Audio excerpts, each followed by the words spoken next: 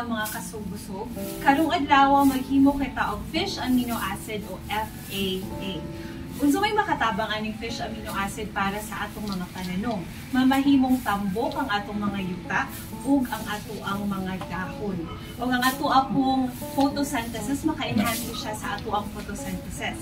Unsa may mga gikinahanglan nato? Ang isda pwede pod mga lamang loob o molasses. So ang ratio ani niya is 1:1. So ato lang ni siyang haluon.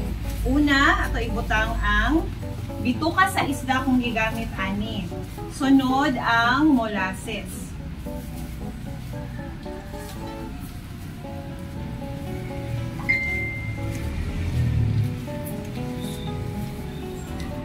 Inighuman, imuha dayon ni siyang i-mix.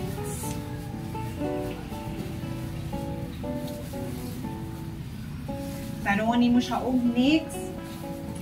Kung ma-okay na siya og mix, una dayon nato siya i-seal.